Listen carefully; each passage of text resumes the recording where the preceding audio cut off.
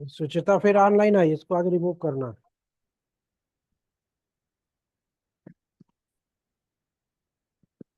तो sir series complete करनी है ना, जल्दी, तो थोड़ा टाइम टाइम आ रही चाहिए आवाज, होता आ है। रही क्लियर है? जी सर।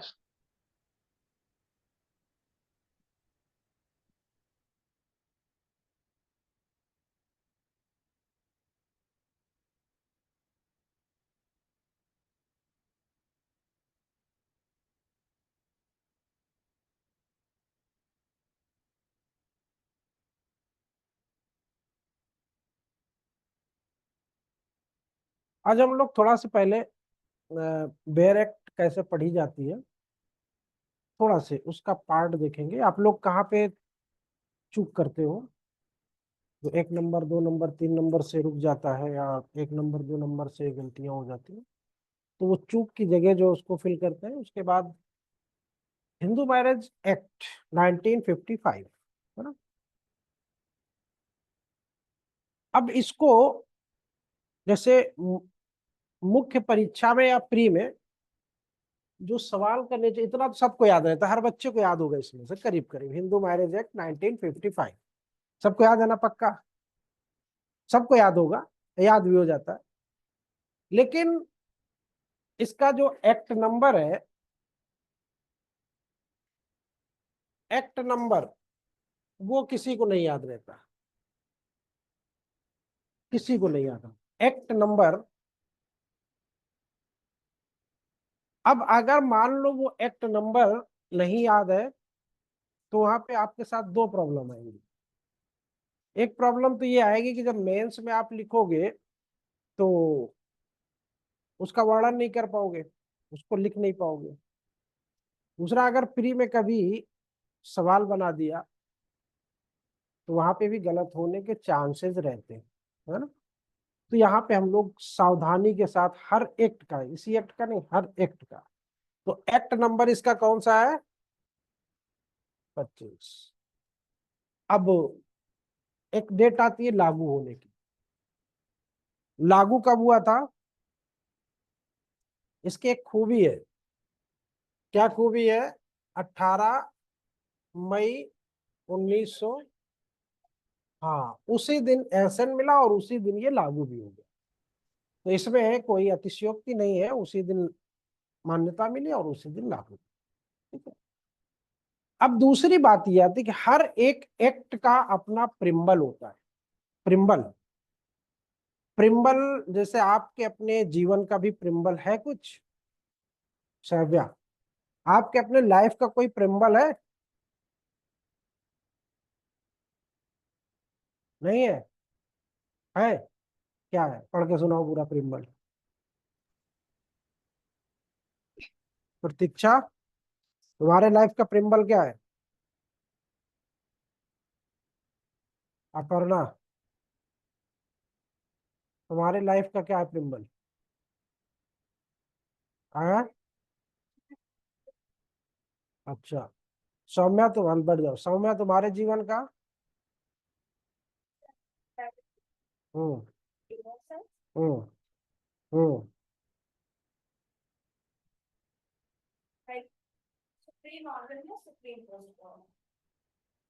बड़े हाई प्रिम्बल है इसके, है ना। आपका भी है कुछ? तो देखो, प्रिम्बल क्या होता है?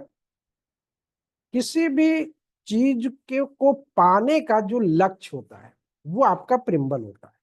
यानी कि आपके व्यक्तित्व की झलक, आपके व्यक्तित्व की जो छाया है, वो आपके प्रिम्बल में दिखनी चाहिए।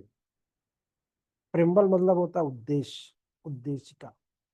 जो एक संविधान में पढ़ते हो ना, वो जो 84 शब्दों की जो प्रिम्बल है ना संविधान में, वो पूरे भारत के संविधान की झलक है, वो आईना है, दर्पण है। तो उद्देशिका में अब सबका अलग अलग होगा, जरूरी नहीं कि सबका एक ही हो। कुछ लोगों का होता है कि हमको सिर्फ, जैसे होता है, दो चीजें होती हैं। जैसे ये नौकरी जो आप लोग करने के लिए परेशान हो ना, इसमें सिर्फ आपकी जीविका का साधन होगा। जीने खाने का, बस उससे ज्यादा कुछ नहीं होगा। लेकिन बिजनेस जो होता है वो आपकी समस्त इच्छाओं की पूर्ति भी कर सकता है। अब ये ना कहना कि सर आप बिजनेस करने के लिए प्रोत्साहित कर रहे हो, बस समझ रहे हैं? लेकिन आज वे दूसरा हो गया है इसका, पावर के साथ। कुछ लोग होते हैं पावर के साथ पैसा कमाना चाहते हैं, कुछ लोग कबाड़ बेच के पैसा कमाना चाहते हैं। कबाड़ बेच के भी पैसा कमाया जा सकता है, बहुत बड़े बड़े कबाड़ी हैं, बड़े करोड़पति हैं, पैसे की कमी नहीं है। लेकिन एक पुलिस वाला डंडा पटकता है, तुरंत बता दें हाँ साहब ये चोरी का माल आया हुआ है ना? कहने का मतलब कि पावर के साथ पैसा कमाना वो एक अलग थिंग होती है, बिजनेस करना एक अलग थिंग होती है। तो अपना अपना सबका एम होता है और सबका अपना अपना लक्ष्य होता है, ठीक है। चलिए, अब यहाँ पे जो इसका हिंदू मैरिज एक्ट का है, इसका क्या एम है?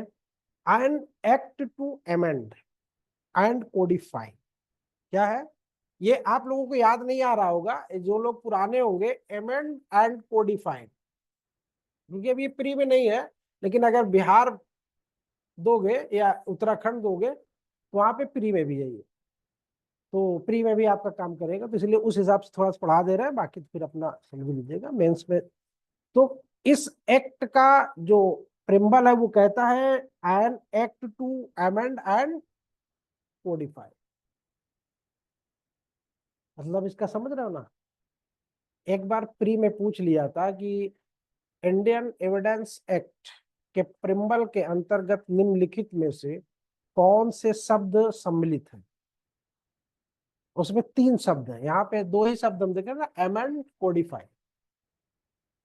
तो एंड लॉ रिलेटिंग टू किससे? ये अमेंड करना है किससे संबंधित, कोडिफाई करना है किससे संबंधित? मैरिज से संबंधित, विवाह से संबंधित विधि को अमेंड भी करना है और कोडिफाई भी करना है। यानी ये लिख के हमने ये बता दिया कि हमारा लॉ जो है, हमारे लॉ का, हिंदू लॉ का जो उद्देश्य है वो स्थिर नहीं है, वो बिखरा हुआ नहीं है, वो कोडिफाई हो गया। कोडिफाई का मतलब समझ रहे हो ना? जो तमाम लॉज जो बिखरे हुए होते हैं उनको एक जगह क्लबिंग कर दे, एक जगह इकट्ठा कर देना, कंसोलिडेट कर देना। कुछ एक्ट में आपको कंसोलिडेट एंड एमेंड मिलेगा, ठीक है। तो कोडिफाई कर देना, यहाँ पे उसको अपने अपनी जगह पे रख देना। और एमेंड का मतलब ये कि समय समय पे जरूरत पड़ने पे हम लोग इसको क्या करते रहेंगे? एमेंड करते बदलते रहेंगे। जैसे 2005 में कौन सा धारा बदली गई थी?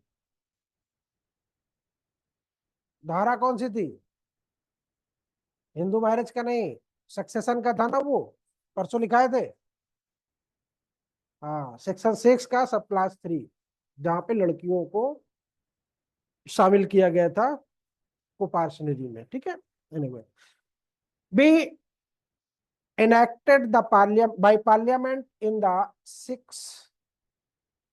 सिक्स, अब ये भी याद रखना आपको प्री के लिए, 6 year of the Republic of India. यानी कि अब एक सवाल ये भी बन जाता है कि हिंदू मैरिज एक्ट भारतीय गणतंत्र के किस वर्ष में लागू हुआ? तो कौन सा डे वो है? ईयर्स 6। क्यों? क्योंकि 1955 में आपको संविधान लागू हुए कितने साल हो गए थे? 6 साल हो गए, ठीक है। Republic of the India as follows, ये आपका प्रिम्बल है इसका। तो अब इस प्रिम्बल में आपने क्या पाया? अमेंड करना, कोडिफाई करना, यानी कि हमारा लॉ जो है वो बिखरा हुआ नहीं होगा और स्थिर नहीं होगा, ठीक है। समय समय पे वो चेंज होता रहेगा और कोडिफाइड होता रहेगा। अब इसके बाद ये किसी भी एक्ट में आप पढ़ोगे, सबसे पहले ये आपको ध्यान से पढ़ना है, यानी कि प्रिम्बल आपको अच्छे से पढ़ना किसी भी एक्ट में। बेयर एक्ट जब खोलते हो तो पहले ही रहता है, और इसका एक्ट नंबर, तो ये जब होता है, मैं थोड़ा सा इस पे बता देता हूँ आपको कि जब आप एक्ट नंबर डाल देते हो किसी भी मेंस की कॉपी में, तो वो आपकी कॉपी सबसे अलग हो जाती है, नंबर आपको थोड़ा सा एक्स्ट्रा हो जाएगा। अब एक्स्ट्रा नंबर मिलने का मतलब समझ ही रहे हो, अगर एक नंबर भी आगे मिल गया आपको, 2 नंबर भी मिल गया, बहुत होता है। 5 एक्ट में अगर डाल दिया तो 5 नंबर 6 नंबर आपका बढ़ गया। मैं ये नहीं कहते कि सब में डालो, कर लो तो अच्छी बात है, करना तो वही है। जब इतनी दुनिया भर के 36 34 तो एक्ट याद कर सकते हो, एक्ट याद कर सकते हो, उनका पनिशमेंट तो ये 36 एक्ट नंबर नहीं याद कर सकते, खुद याद कर सकते। कब होता है ये? प्रैक्टिस में रहने पे होता है। आप भूल जाओगे, आज याद कर लोगे कल भूल जाओगे, पर तुम्हें कंफ्यूजन कर जाएगा। तो इसका कोई मतलब ये नहीं है। आप इसको आराम से एक जगह लिख लीजिए कि अगर हमें मेंस लिखना होगा तो जब मेंस लिखोगे आप तो ये जरूर डाल देना। कहने का मतलब ये कि यानी चिन्हित कर लो इसको इस बॉडी का, ठीक है। अब इसके बाद किसी भी लॉ का जो क्षेत्र होता है वो प्रिलिमिनरी टॉपिक होता है, उसका प्रिलिमिनरी उसको चैप्टर का नाम दिया जाता है। Preliminary short title and extend.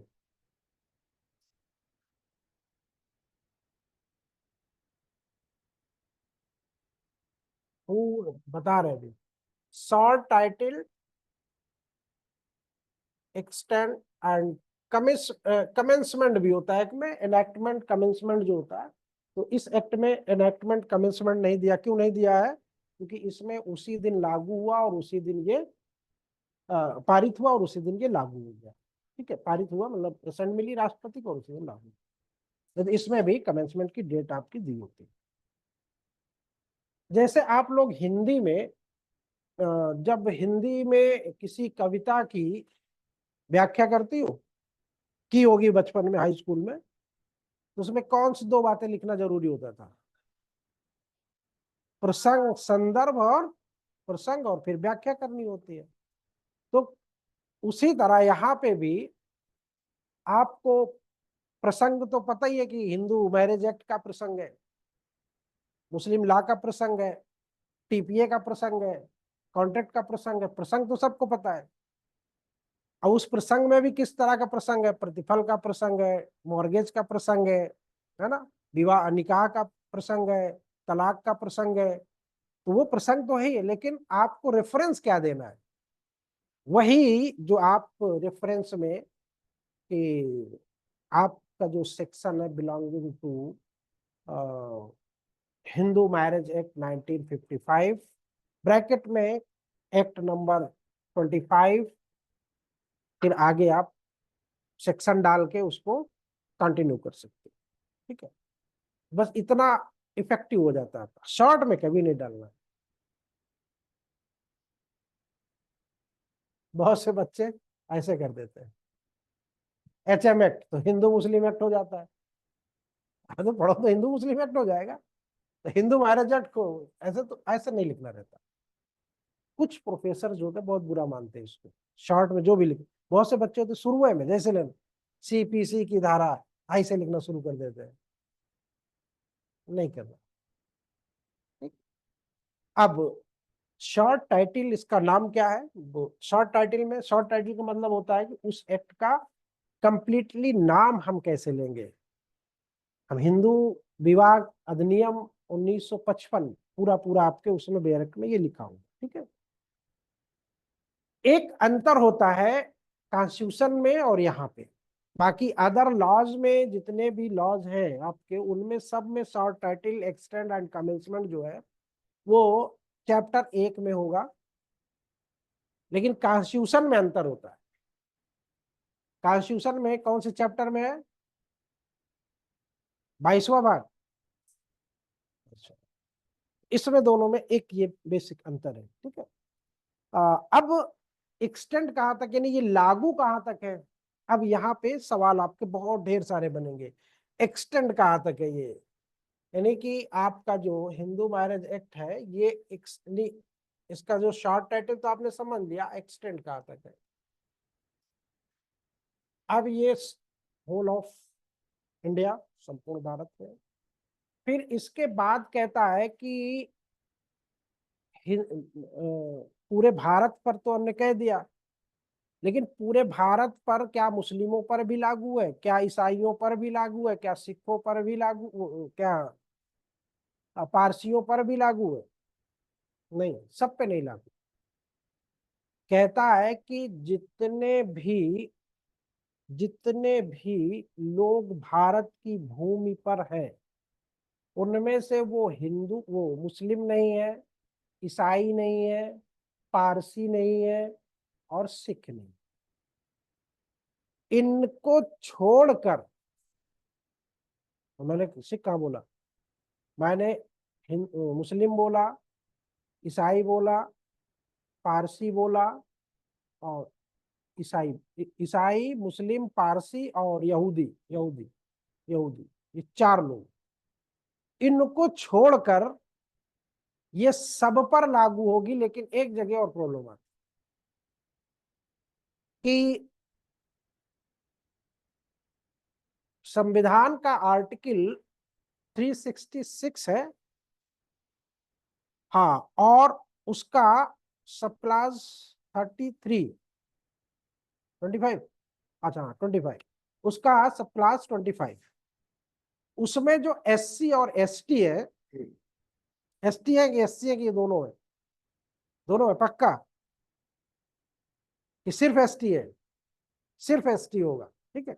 सिर्फ एसटी पर लागू करने के लिए हमें सोचना पड़ेगा, ठीक है, सोचना पड़ेगा, यानी कि उनको भी हमने इससे मुक्त रखा है, ठीक। अब देखिए, अब इसकी बैरेक्ट की भाषा देखिए कि कहता है कि टू दिस एक्ट अप्लाइज, लिखा हुआ है ना।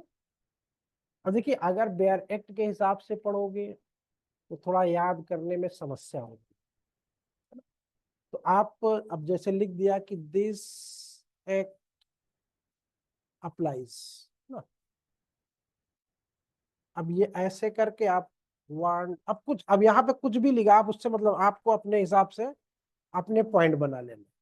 पहला पॉइंट कहता है कि to any person who is Hindu by religious, if any, in form of the form of development, including 4 धर्म है इसमें, कौन कौन से हैं? वीरशैव, लिंगायत, ब्रह्मा, प्रार्थना और आर्य, 5 है। ब्रह्म समाज, प्रार्थना समाज, आर्य समाज, लिंगायत और वीरशैव, इन पर पक्की तरीके से लागू है। इनमें किसी तरह का कोई इफ बट। किस पे लागू होगा?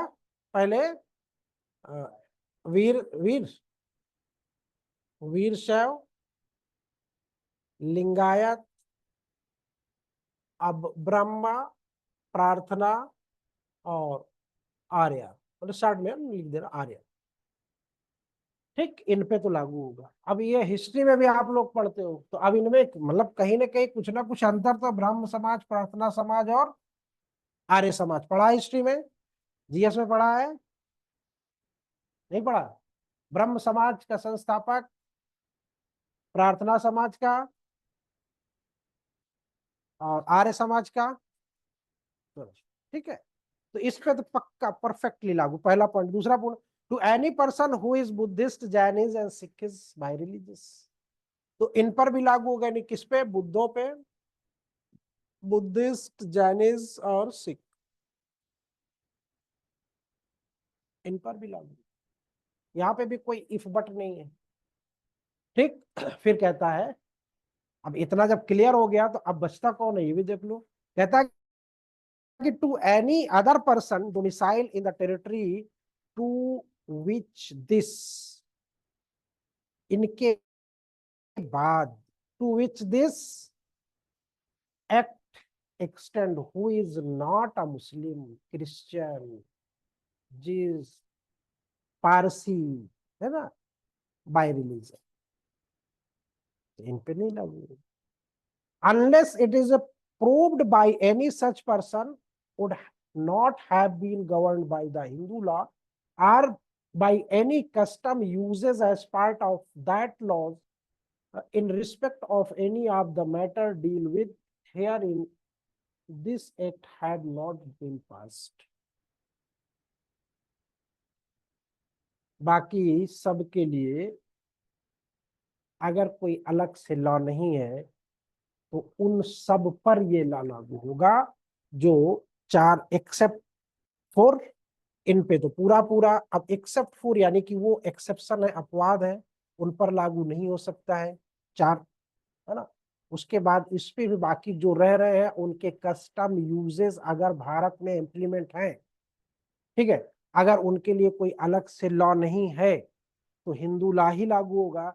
लेकिन अगर उनके अपने अलग से, यानी इस भारत की भूमि पर कोई भी बंदा रह रहा है और उनके लिए अलग से अगर कोई लॉज है, कस्टम है, यूजेस है, तो उनको उनके हिसाब से डील करने का राइट होगा। हम किसी के, तो यूसीसी जो आया था, यूसीसी ना, यही प्रॉब्लम आई थी उसमें। अब यहाँ पे तो हमने कई कैटेगरी बांट दिया ना, इनको बांट दिया, इनको बांट दिया, मुस्लिम, सिख, ईसाई, उनको सबको छोड़ दिया।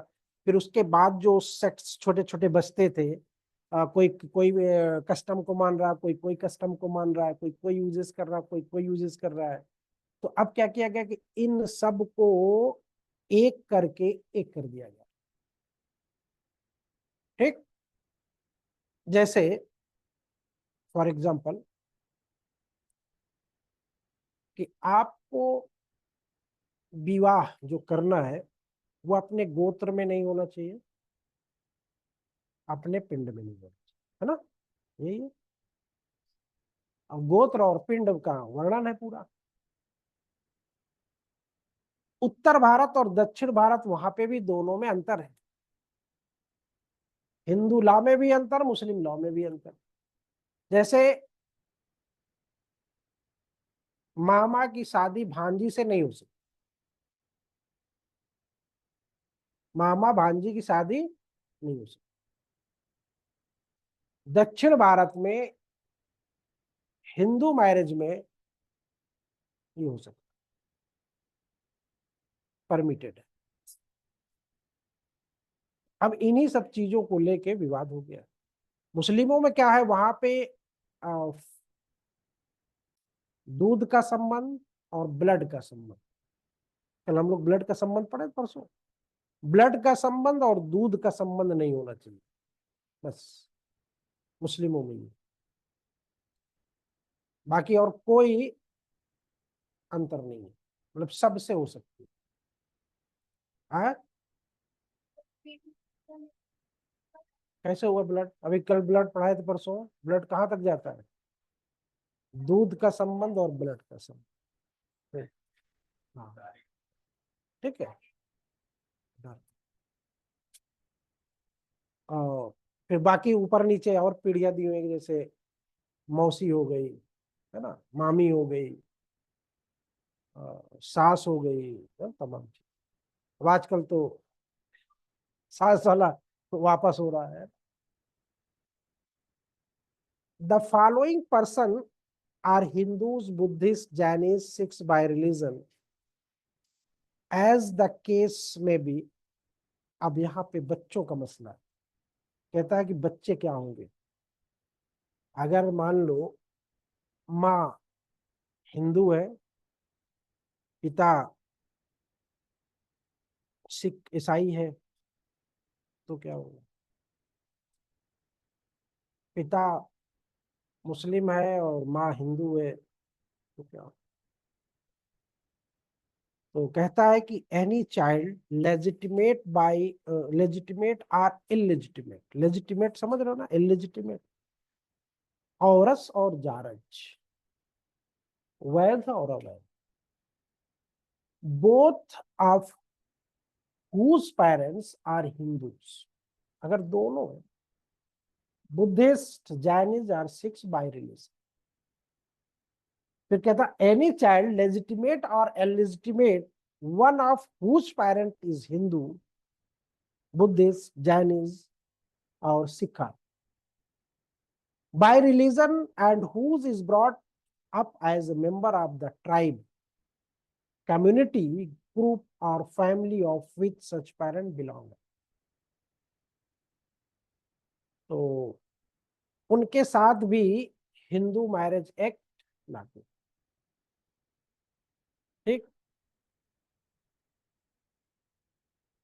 जब शुरू में जिस दिन एक्ट शुरू हुआ था उस दिन मैंने एक बात बताई थी, आप याद आ रहा कुछ, कि कैसे पहचान करोगे कि ये हिंदू में जाएगा, या ये बच्चा मुस्लिम होगा, या बच्चा ईसाई होगा, या बच्चा अदर उसमें जाएगा। एक पहचान बताई थी ना मैंने, याद आ रहा कुछ।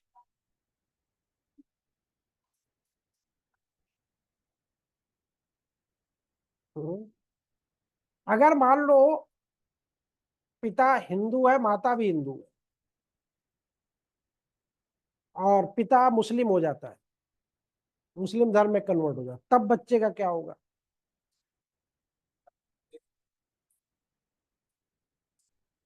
और अगर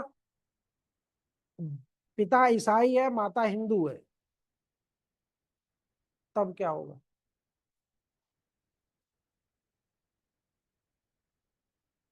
वहां पे एक वो था ना कि बच्चे का जन्म किसी से भी हुआ हो, ये मैटर नहीं करता।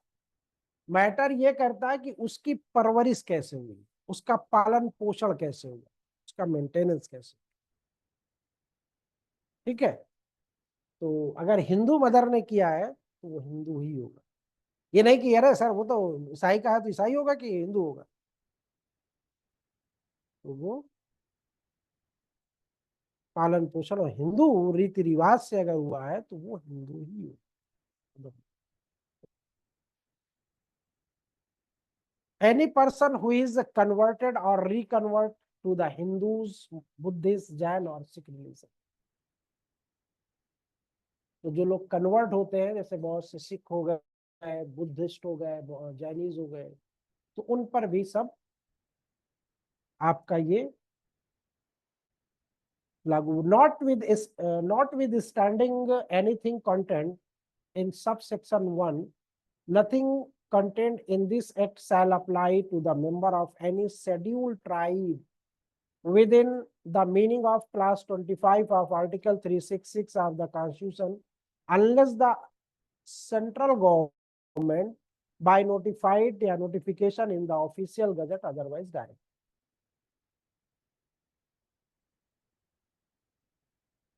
ठीक। जब तक सेंट्रल गवर्नमेंट नोटिफाइड नहीं करेगी तब तक उन पर ये एक्ट लागू।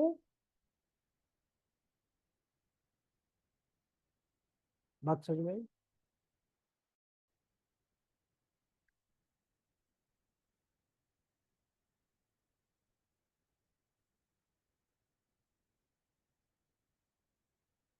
हिंदी में आप लोगों को समझ में आया कि नहीं आया? नहीं आया? आ गया होगा। डायरेक्ट लाई हो नहीं लाई हो? डायरेक्ट नहीं लाए? क्यों? हम बोले नहीं, बोलेंगे तब लाओगे। हाँ, लाई हो तो इंग्लिश वाले तो लाए, हिंदी वाले नहीं लाते, है ना? चलो अभी ठीक है, रखे रहो। तो समझ में बात आ रही कि नहीं आ रही? हाँ, कौन सा? हाँ हाँ। देखो उसमें ये है कि इस अधिनियम के अंतर्गत किसी भी प्रभाव से हिंदू पद का ऐसे अर्थ लगाया जाएगा मानो कि उसके अंतर्गत ऐसा व्यक्ति है जो यद्यपि धर्म से हिंदू नहीं है, इसे धर्म से हिंदू नहीं है, तो ऐसा व्यक्ति है जिसे कि ये अधिनियम इस धारा के अंतर्विष्ट बंधों के बल से लागू। तो अब ये कैसे होगा? ये उन लोगों को छोड़कर, जैसे बहुत से लोग और है ना भारत में, तो वो धर्म से हिंदू तो नहीं है, हाँ, लेकिन उस पे भी हमारा यानी कहने का मतलब कि भारत की भूमि पे रहने वाला एक एक बंदा हिंदू धर्म की श्रेणी में आ जाए, जिसको छोड़ना है उसको हमने छोड़ दिया, अब उसके बाद जो बचेगा वो हिंदू धर्म का फॉलोअर होगा। ठीक। तो यानी कि वो, अब जैसे हमने लिख दिया बौद्ध, जैन, सिख, लिंगायत, वीर शैव, है ना, प्रार्थना, ब्रह्मा, सारे समाज हमने लिख दिए, लेकिन हो सकता है कि वो बंदा इन सबसे अलग हो और उसको हिंदू धर्म का एबीसीडी ना पता हो, तो उस पे क्या होगा? ऐसे सिचुएशन में क्या होगा? तो ऐसे सिचुएशन में क्या होगा?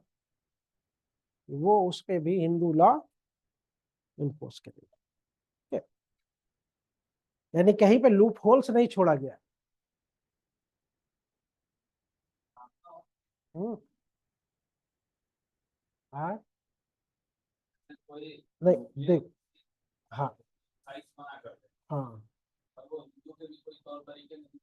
सिखाया जाएगा उसको, बताया जाएगा उसको। कहता है कि इसमें लिखा है ना लास्ट में देखो, इस अधिनियम, हम्म, ये अधिनियम इस धारा में अंतर्विष्ट उपबंधों के बल से लागू होता है, बल से लागू होता है, ठीक है।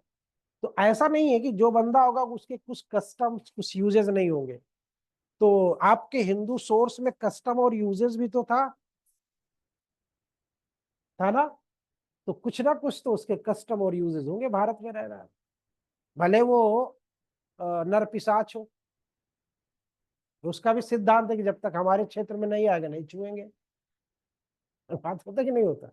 वैसे कुछ जगहों पे है, कुछ ट्राइबल एरियाज के स्टेशन वहां पे मना कर दिया जाता है कि हाँ कि स्टेशन के बाहर आप मत जाइएगा, वो टहलते रहते हैं, खून पी जाते हैं आदमी। ऐसे जनजातियां हैं, मना कर दिया जाता है उधर मत जाइएगा। तो इसीलिए आपने आर्टिकल 19 जब पढ़ा होगा तो वहां पे रिस्ट्रिक्शन है, याद आ रहा है कि आपको पूरे भारत में घूमने की आजादी है, लेकिन कुछ जगहों पे जाने से आपको रोका जा सकता है। तो उसमें जनजाति क्षेत्र भी है, ठीक है। बात समझ में आई ना। चलिए अब ये इसको यहीं पे छोड़ते हैं। अब इसके बाद इसके जो डिफरेंशन क्लास है वो कल हम लोग देखेंगे, लेकिन इसके पहले हिंदू मैरिज एक्ट का वो रेफरेंस देखते हैं जो रेफरेंस आपके पास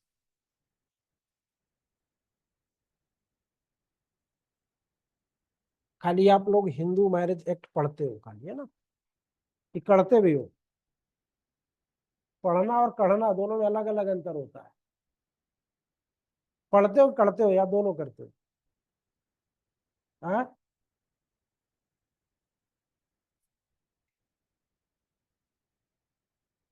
कढ़ना मतलब ये होता है कि कुछ चीज हम लोग पढ़ते नहीं है समझ जाते हैं, या अपने सोच से समझ लेते हैं अच्छा यहाँ पे ये होगा।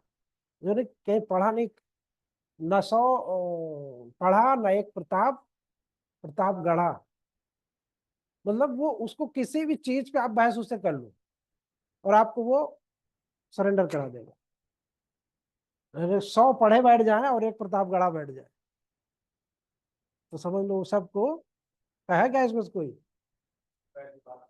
हाँ हाँ वही बात, उसी को कहा जाता है, जिसको कटबैठी बोलते हैं वो उसकी हिंदी की लैंग्वेज में, निबत काट जिसको बोलते हैं। मानेगी नहीं वो आपकी, आप लाख तर्क देते रहिए। हाँ हाँ है कोई तुम्हारे सहेली हमको लगता है। हिंदू मैरिज एक्ट में हमको अभी शुरू में 3 बातें देखनी है। पहली बात ये देखनी है कि जो हमारा हिंदू विवाह है वो पूर्व हिंदू विधि के अनुसार क्या था। और यानी यूं कह लो कि अगर आपसे पूछा जाए कि हिंदू मैरिज एक्ट के जो कैरेक्टर है, चरित्र है जो, या उसका प्रकृति जो नेचर है वो कैसा है। तो यहाँ पे हिंदू मैरिज एक्ट का जो चरित्र है यानी जो कैरेक्टर है, या जो यूं कह लो कि जो उसका प्रकृति है, nature of Hindu marriage law.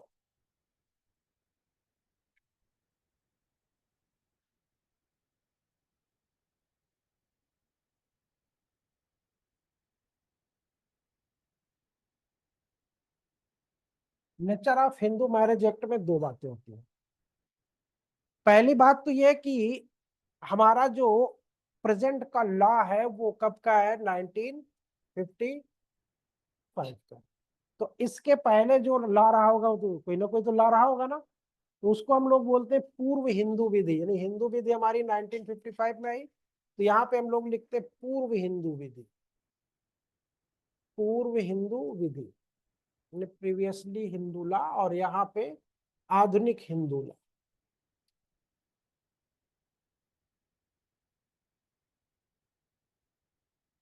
पूर्व हिंदुला और आधुनिक हिंदू दोनों में प्रकृति में अंतर क्या है?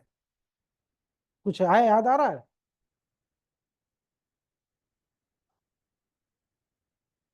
प्रकृति बतानी है आपकी, नेचर, उसके अंदर क्या है, क्या बता सकते? नेचर ही तो बताना, और क्या बताना? नहीं बता, दो तरह से बताना। पहले बताना है कि पूर्व हिंदू विधि के कैसा था और आधुनिक में कैसा है।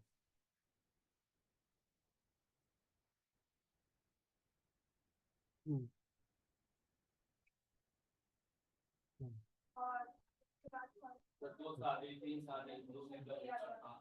हाँ ठीक है, मतलब अब इसी को आइए अपनी बंधी हुई भाषा में देखते हैं, लीगल।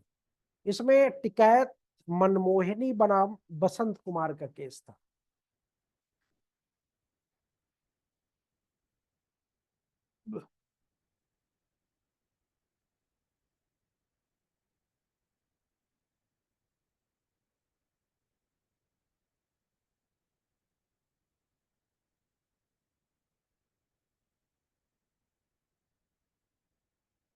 इसमें बसंत कुमार, टिकैत मनमोहिनी बनाम बसंत कुमार, तीन शब्दों को इसमें इन्होंने वर्णन किया।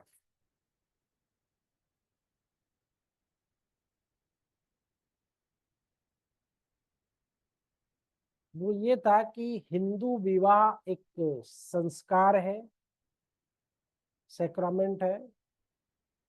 हिंदू विवाह एक मिलाप है। मिलाप को इंग्लिश में क्या बोलोगे? मिलाप, मिलन, है कंजुगत, एक मिलाप है। और तीसरी बात कही थी इसमें कि अस्थि और मांस का अविघटनीकृत, अस्थि मांस अविघटनीकृत है और परलोक में भी बना रहने वाला है।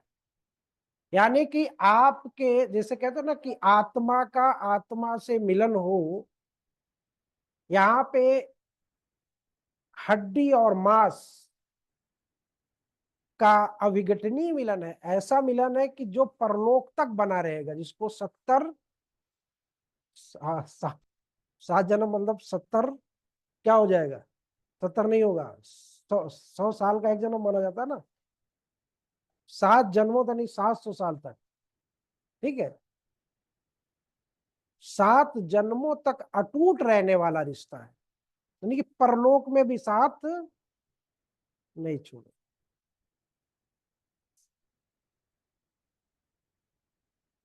तो उसी पे गाना बनाना, कौन सा गाना है वो?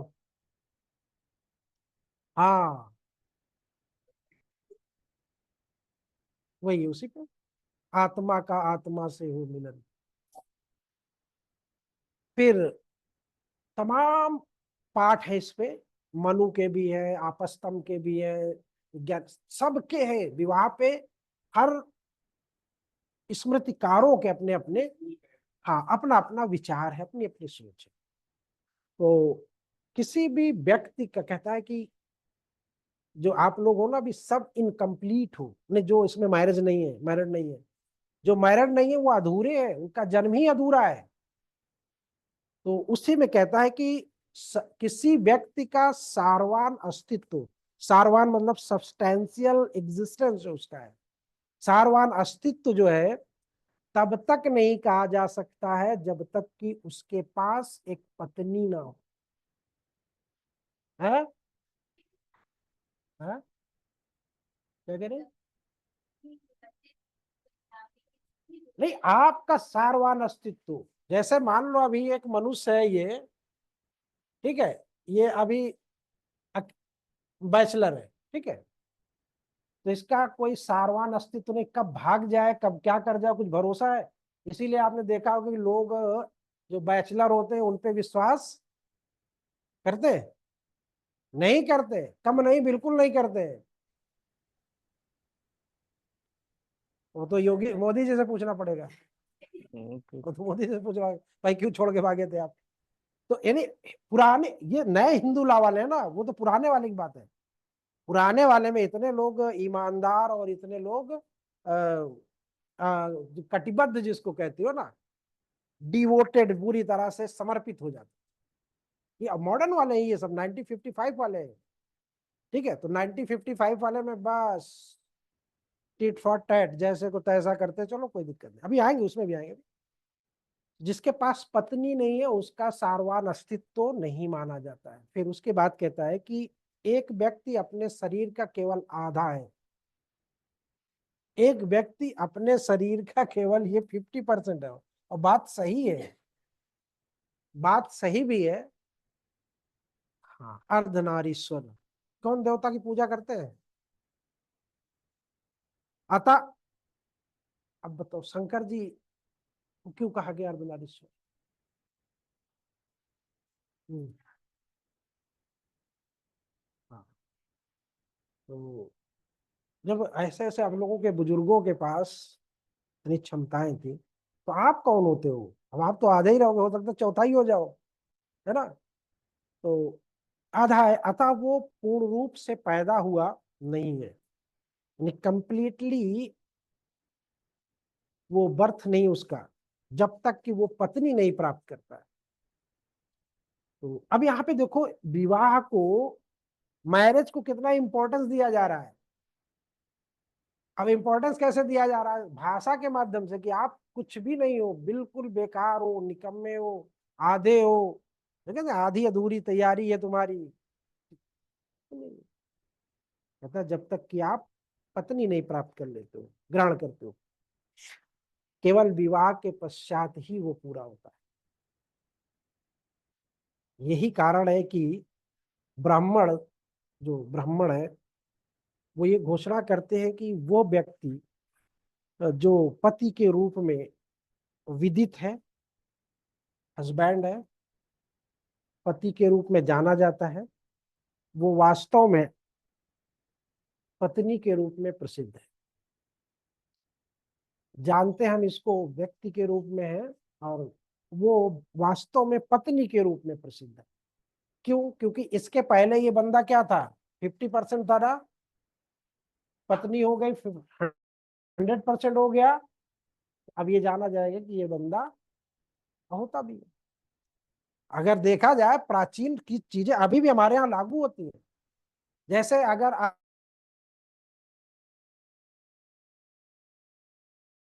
लोग उनके बारे में चर्चा जरूर करेंगे,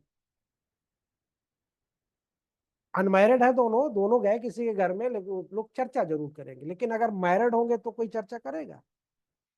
नहीं करेगा। तो प्राचीन हिंदू विधि में हमारे इस विवाह का जो उद्देश्य है, वो फैक्चुअली नहीं, पवित्र था, बिल्कुल पायस था, पवित्र था। आपस्तम ने कहा था कि विवाह का जो अर्थ है वो मंगल कार्य करना है, और मोक्ष प्राप्त करने के लिए होता है। यानी मंगल कार्य और मोक्ष प्राप्त करने के लिए विवाह एक पवित्र संस्कार है। और विवाह का एक जो विशिष्ट लक्षण है, वो ये है कि धार्मिक कृत्यों को करने के लिए पुत्र की प्राप्ति की आवश्यकता। क्यों? क्योंकि अगर पुत्र की प्राप्ति नहीं होगी तो आपको नरक में जाना है, आपका जीवन नरकी हो जाता है। तो क्योंकि वो जो पुत्र है वो आपको नरक से मुक्ति दिलाता है। पिंडदान कौन करता है? बाकी और क्रियाक्रम कौन करता है? पुत्र करता है। तो यहाँ पे विवाह एक संविदा ना होकर विवाह एक अभिघटनीय बंधन था। और जैसा कि मेघा तिथि ने ये कहा था कि ये एक बार और सदा के लिए अनुष्ठित था, एक बार और सदा अनुष्ठित था। अब ये मेघातिथि का, अब इंग्लिश में आते हैं, अभी पहले हिंदी में देख लो। इसके बाद देखिए ये इसका दूसरा जो, यानी ये चीजें समझ में आ गई। इसके बाद जो वैदिक काल से हमारे वैवाहिक संस्कार होते चले आए हैं, उन सब में अलग अलग, जैसे कि कोई चीज जब हमारी बढ़ती है, जो हमारी सोच थिंक जब बढ़ती है आगे, तो उसमें संशोधन और परिवर्तन भी होता है। तो रघुनंदन एक उस जमाने के विधिवेत्ता थे। उन्होंने कहा कि वर के द्वारा वधु की को पत्नी के रूप में स्वीकृत करने को विवाह कहते हैं। उन्होंने बाकी और चीजें नहीं बोली। उन्होंने कहा कि वर के द्वारा वधु को पत्नी के रूप में स्वीकार करना ही विवाह है। यानी कि सारी चीजों को उन्होंने कंसाइज कर दिया। अब उसके पीछे सैक्रामेंट है नहीं है, कॉन्ट्रैक्ट है नहीं है, वो उन्होंने नहीं कहा। उन्होंने कहा कि उसके द्वारा उसकी स्वीकृति विवाह। गोपाल किशन बनाम मिथिलेश कुमारी के वाद में इलाहाबाद उच्च न्यायालय ने, गोपाल किशन बनाम मिथिलेश कुमारी, हाँ, इसी में, अभी इसी में चल रहा है। अभी आप मॉडर्न में नहीं आए ना, अभी मॉडर्न में आएंगे तो फिर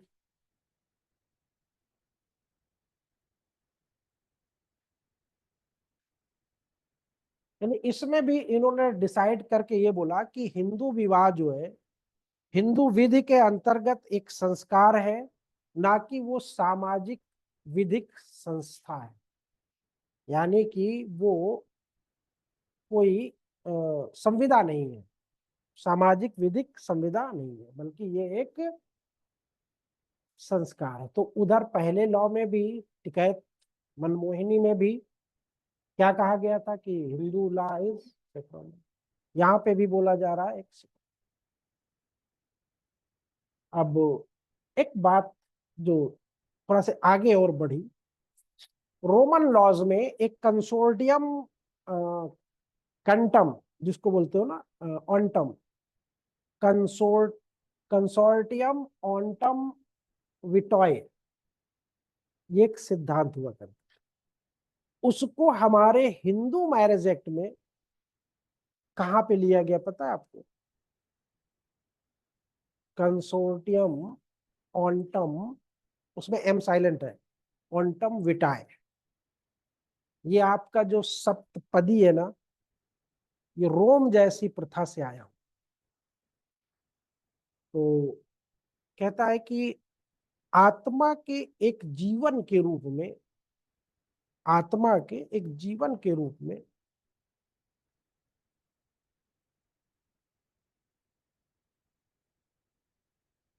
जो वागदान, समझ रहे हो? वागदान, वागदान कोई समझ रहा है? वागदान,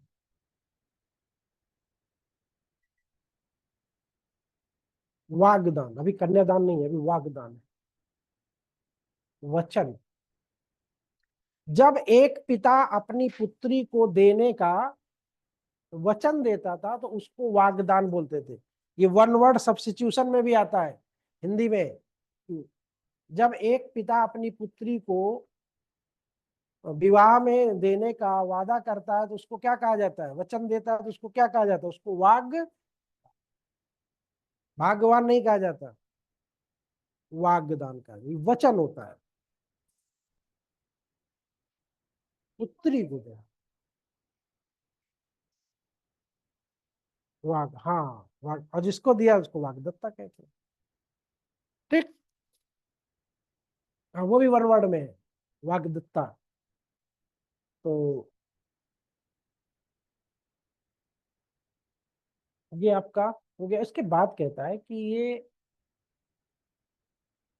जब कभी भी हिंदू मैरिज में सप्तपदी की प्रथा जैसे ही पूर्ण होती है, लड़की अपने वंश को छोड़कर, वो यानी अपना मूल गोत्र वो खो देती है, और वो उस गोत्र में प्रवेश कर जाती है जिस गोत्र का उसका हस्बैंड हो। ये सप्तपदी का ये मतलब है, यानी वो अपना मूल गोत्र खो दिया। अब वो उस जब देखा होगा ना, बहुत से लोग जो पहले अभी जैसे दीक्षित है, ओझा है ना, मिश्रा है, जैसे ही शादी होगी शुक्ला हो जाती है ना, नेने हो जाते हैं, तो वो अपना टाइटल भी चेंज कर लेते, ठीक है ना। तो यही होता, सप्तपदी के साथ आपका गोत्र, मूल गोत्र खो जाता है और नया गोत्र आपको मिल जाता है, ठीक है। और पति और पत्नी दोनों के एक होने की प्रक्रिया का ये प्रारंभ, यानी कि ये जो शादी है कोई आमोद प्रमोद का रिश्ता नहीं है, बल्कि ये एक रक्त संबंध का सृजन करता है। आमोद प्रमोद की कोई विषय वस्तु नहीं है, बल्कि ये रक्त संबंधों का क्रिएशन करता है। और इसमें विवाह के 8 टाइप जो है, जिसमें से 4 टाइप आपके मान्यता प्राप्त है और 4 टाइप जो है वो आपके इनवैलिड, ठीक है। तो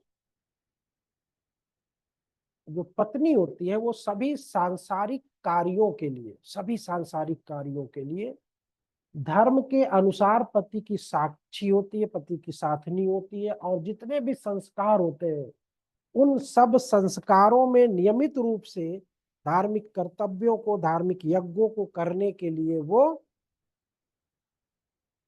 परफेक्ट मानी जाती है, ठीक है। यानी कि विवाह आपका जो है वो पवित्र विधि का पालन, और इसमें ये तो हो गया आपका nature of Hindu marriage act in ancient. यज्ञ भी करना है, जितने भी धार्मिक संस्कार है उनको भी करना है, अंतिम क्रिया में पिंडदान भी करना है, ठीक है। और अपने पूर्वजों को तर्पण भी करना है ना, अर्पण करते हो तर्पण करते हो। सबसे बड़ी चीज जो होती है, अब एक एक भाषा में इसको हम बोले कि जो विवाह होता है, इसको हम कितना भी एक्सटेंड कर दें, कितना भी इसको हम व्याख्यायित कर दें, करते चले जाए करते चले जाए करते, लेकिन इसका जो बेसिक पर्पज है ना, वो दो ही है। अपने खानदान को, वंश को, उसकी शाश्वतता को बनाए रखना, कंटिन्यूटी, और दूसरा सेक्स का रेगुलराइजेशन करना। ये दो चीज, इसके अलावा बाकी चीजें तो आप कुछ भी जोड़ लो उसमें, वो होता रहे। लेकिन जो बेसिक पर्पज है वो, यानी कि सामाजिक मान्यता देना, विवाह को पर्पज समझ गए, और आपके वंश को शाश्वत काल तक रन करने के लिए भी विवाह जरूरी होता है। विवाह नहीं होगा, आपका वंश क्या होगा, वहीं से समाप्त होगा। बात समझ गया ना, बस ये दो पर्पज इसके। और इसीलिए आपने देखा होगा कि जब प्राचीन काल में लड़कियों की शादी जो होती थी वो 12 साल, 14 साल, 6 साल, 8 साल में कर दी जाती। क्यों कर दी जाती थी?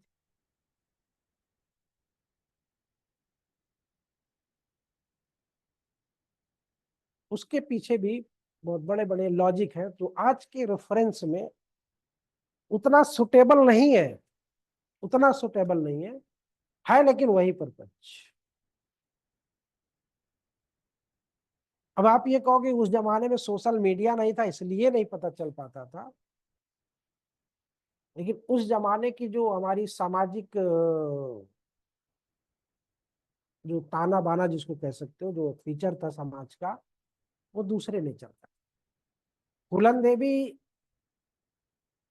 के बारे में जानते ही होंगे, उसकी शादी 12 साल की उम्र में होगी। बैंडिट क्वीन देखा हो तो उस पता चल जाए। तो कहने का मतलब कि एक होता था कि हमारी जो जिम्मेदारी है उससे हमको मुक्ति मिल जाए, और दूसरे को ये होता था कि हमें अपने बेटे के लिए एक बहू मिले, तो बेटा भी गलत रास्ते पे ना जाए, है ना, और हमारा वंश का जो है वो सेटलमेंट हो। तो लोग बड़ा चिंतित रहा करते थे पहले। तो ये सारी थी। फिर उसके बाद भाई मरना जीना तो लगा ही रहता था। उसी उसी कारण से ये जो आपका अभी अभी इधर आपको विधवा मिलती है, इधर विधवा बहुत कम मिलती होगी। पहले क्या होता था, बहुत ज्यादा मिलती थी। रीजन क्या था उसका भी?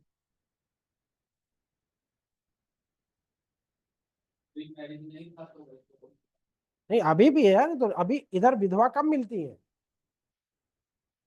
इसलिए कम मिलती है, देखो होता क्या, दो तीन चीजें होती है कि एक उम्र होती है, उस उम्र में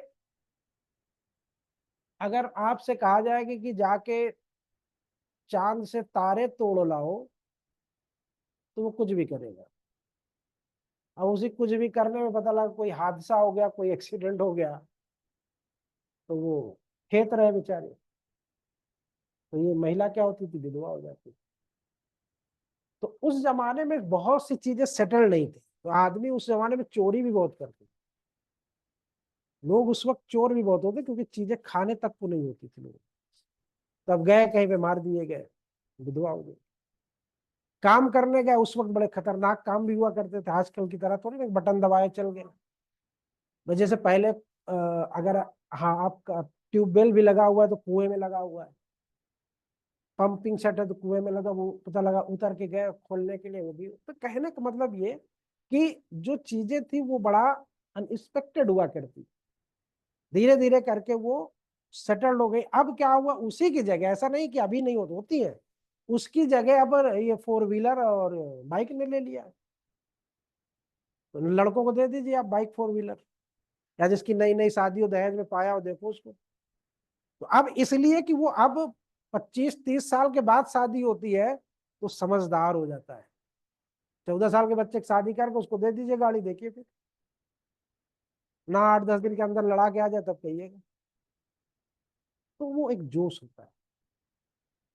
तो ये सारी चीजें, ठीक है। अब जैसे मान लो थोड़ी देर के लिए, उस जमाने में तो एटीएम नहीं था ना, उस जमाने में कट्टा केबल पे छिनैती होती थी। अब पता लगा पत्नी आई, 14 साल की है, 12 साल की है, उसको नहीं पता है, और उसने कहा कि अरे तुम्हारे यहाँ तो ये नहीं है, वो नहीं है, क्या कमाते हो, थोड़ा चढ़ा दिया उसको। वो कट्टा खोसा और चल दिया। पहले लोग कट्टा बहुत रखते थे, हर घर में आपको कट्टा मिल जाता था पहले। क्यों? क्योंकि उस जमाने में डकैती बहुत पड़ती थी, तो लोग, हर आदमी अपनी सेफ्टी के लिए कट्टा रखता। तो उठाया कट्टा और चल दिया, अकेले ही चल दिया। पता लगा कि हरदम में आ गया, जहां गया चोरी करने फंस गया, मारा गया। कहने का मतलब कि ये बेसिक रीजन। और उस जमाने में युद्ध भी बहुत हुआ करते थे, थोड़ी थोड़ी बात को लेके युद्ध हो जाया करते। तो इसलिए भी विधवा जैसे चीजें थी। और उस जमाने में ये था कि पता इसलिए ज्यादा, अभी भी पता चल जाए, लेकिन अब पता क्यों नहीं चलता है। अब अगर कोई ग्रुप, आजकल फेसबुक पे विधवाओं का ग्रुप बनता है, विधवाओं का ग्रुप बना हुआ है, तो पता चल जाएगा कि इलाहाबाद में कितनी विधवाएं हैं। तो सब तो नहीं शामिल होती। तो उसमें क्या होता था कि इनको समाज बहिष्कृत कर दिया जाता था। तो वो पता चल जाता था कि ये बच्ची विधवा हो। अब समाज बहिष्कृत जल्दी से नहीं होता है, होता है? हाँ। अब हाँ, पहले सफेद के अलावा अब तो पूरा पूरा श्रृंगार करती है अपने पतियों को मरवाने के बाद। हाँ, मैं सच बता रहा हूँ, मेरे पास उदाहरण है इलाहाबाद की। इलाहाबाद में एक है, अच्छे पद पे थी, उन्होंने अपने हस्बैंड को साफ करवाया, और साफ करवाने के बाद कुछ दिनों तक वो लाल साड़ी और मतलब सब पूरा लग रहा है, उनको कोई कह नहीं सकता कि विधवा है। बाद में उन्होंने अपने जो पुराना प्यार था उनका, उनसे उन्होंने शादी कर लिया, है ना। तो ऐसे ऐसे केसेस होते रहते हैं, तो मैरिज में आपको शामिल नहीं। ठीक है। तो विधवाओं के संदर्भ में फिर आगे जब हम लोग पढ़ेंगे तो इनकी स्थिति क्या थी, तो वो सन्नवासिनी का नाम सुना है? सन्नवासिनी, इनका बनारस में, मथुरा में, ऐसी ऐसी जगहों पे इनके वो आवास बने हुए हैं। कभी अवसर मिले तो जाना देखने। अभी उसमें होंगी 60 साल 70 साल वाली होंगी, तो 55 के पहले वाली थी। तो ये 55 के बाद काफी चेंज हो गया। अब उसका उसी का दूसरा रूप आ रहा है, old age home. Old age home, माता खाली बची है, पिता नहीं है, बहू आ गई है, डाला हूं। देख रहे हैं कि नहीं देख रहे हैं? कभी जाके देखा करो, विजिट किया करो। गई हो, विजिट किया करो, कभी कभी चली जाया करो, कुछ ले वे के उनके, है ना, भाई उनकी भी इच्छाएं होती होगी ना। तो कभी चाउमीन बर्गर ये वो सब। हाँ, अच्छे घर की ही होती है, गरीब घर की नहीं होती, अच्छे घर की ही होती है। वेल ऑफ, हाँ बिल्कुल सही कह रही है। बाहर नहीं, यही रहते हैं।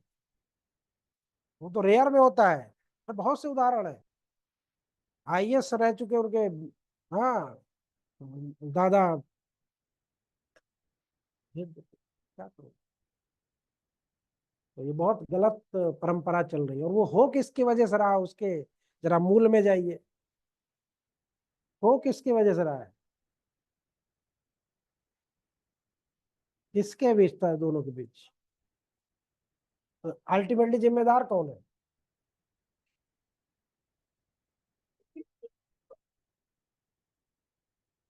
अल्टीमेटली जिम्मेदार कौन है उसका?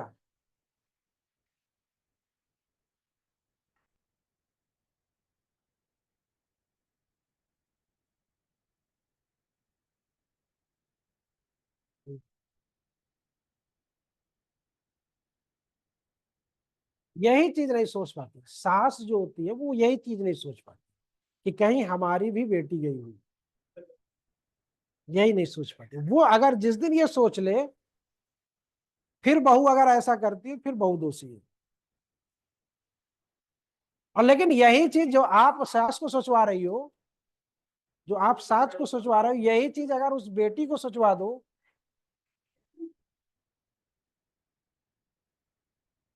हम्म, हाँ, हाँ। अरे उसी बेटी को कहो कि बेटी ये तुम्हारी माँ है, वो कभी उस हिसाब उस नजरिए से नहीं देखेगी। जो नजरिया आप कह रही हो ना सास के ऊपर, भाई वो तो सीनियर सिटीजन है, वो क्यों क्यों नजरिया अपना बदले? नजरिया आपको बदलना है ना, क्योंकि आपको उनके साथ रहना है। आप उनके बेटे के साथ गई हो, ठीक है, आप उनकी कर्जदार हो। कर्जदार हो आप, समझ रहे हो कि नहीं? क्यों?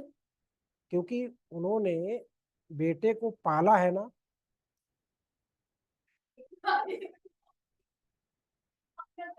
नहीं, नहीं, नहीं, वो भी तो आप जा क्यों रहे हो भाई, अपने आप बुला लो।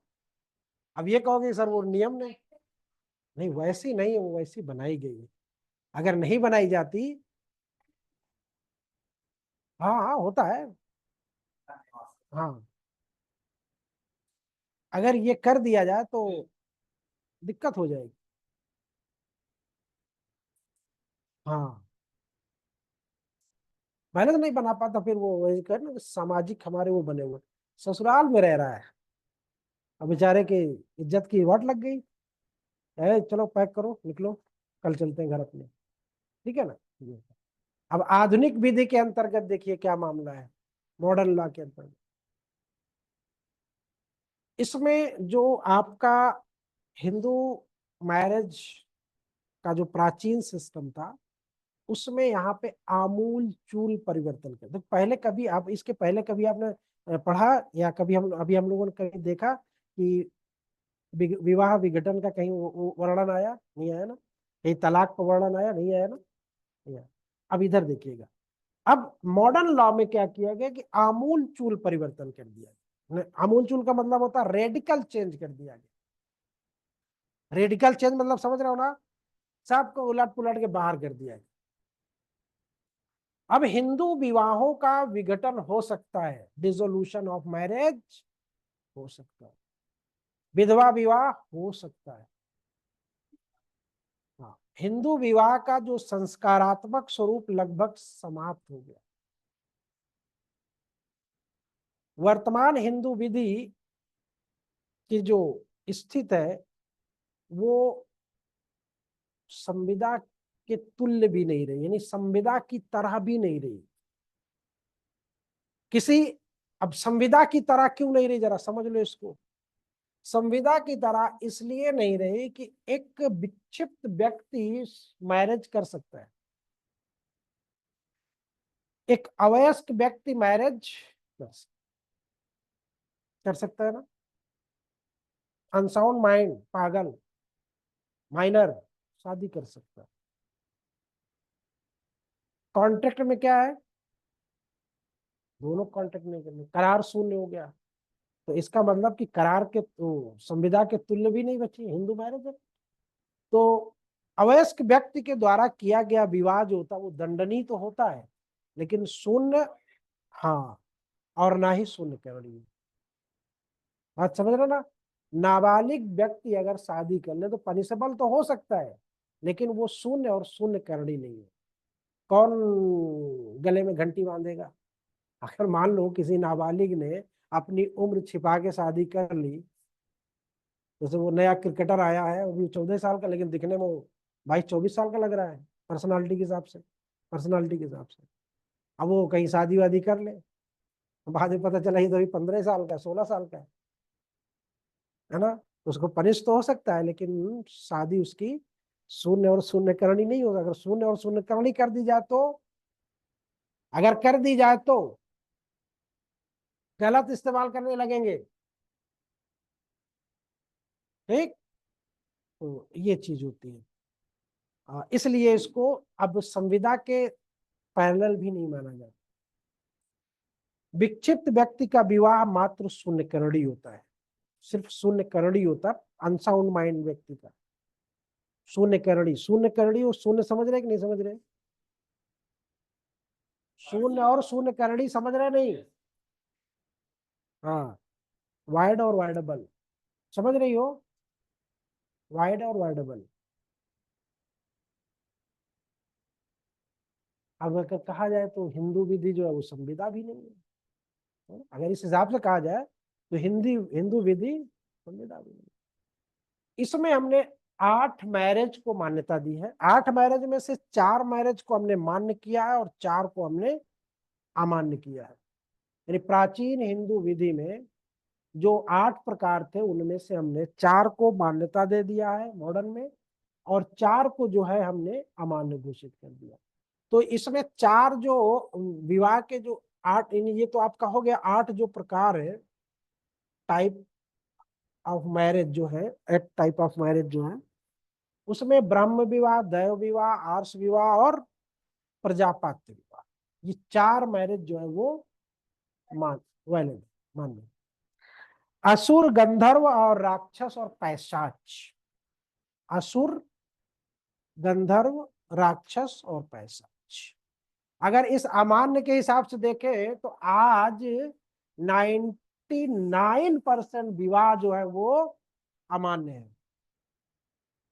क्यों कहोगे, ये तो बड़ा सर आपने गलत बोल दिया। क्यों अमान्य है? ना तो ब्राह्म विवाह हो रहा है, ना तो दैव विवाह हो रहा है। आर्ष और प्रजापति कभी कभी हो जाते हैं, लेकिन असुर भी नहीं होते हैं इस वक्त, गंधर्व बहुत हो रहे हैं। राक्षस वाला भी हो जाता है, उठा ले जाते हैं, भगा ले जाते हैं। हाँ,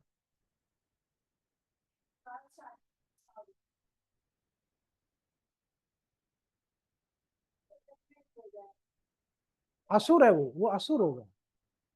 असुर है वो। हम्म।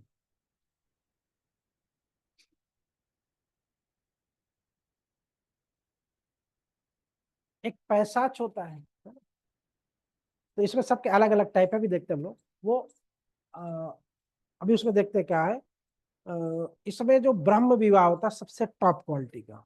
लेकिन क्या ये अब होता है, जरा देखो। ब्रह्म विवाह टॉप क्वालिटी का होता है, क्या ये होता है? मनु के अनुसार वस्त्राभूषित कन्या का दान वेदज्ञ पंडित को दिया जाना, जिसे पिता अपनी इच्छा से आमंत्रित करता है और सम्मान पूर्वक उसकी अगवानी करता है, ब्रह्म विवाह कहलाता है। इस प्रकार का मुख्य लक्षण ये कि विवाह में कन्या देते समय या देने के लिए माता पिता कोई प्रतिफल नहीं। अब क्या होता है? वे वर के वर्ण करने में अपनी पुत्री पर व्यापार करने की इच्छा द्वारा अवधारण नहीं करते। यानी इसमें किसी भी प्रकार का कोई लेन देन न वर के द्वारा न वधु के द्वारा। ठीक। ब्रह्म विवाह हो गया। फिर उसके बाद आता है दैव विवाह।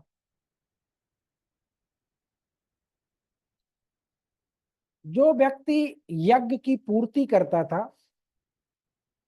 यानी कि यज्ञ की पूर्ति करने वाले पुरोहित को देय शुल्क और दक्षिणा के बदले में कन्या दे दी जाती थी। अच्छा ये बताओ, ये जो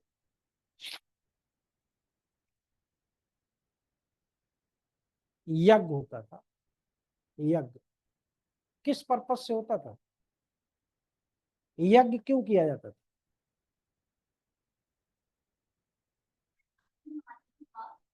हाँ।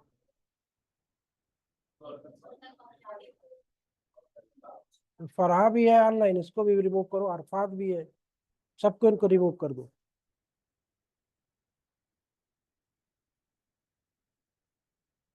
रिमूव कर दो।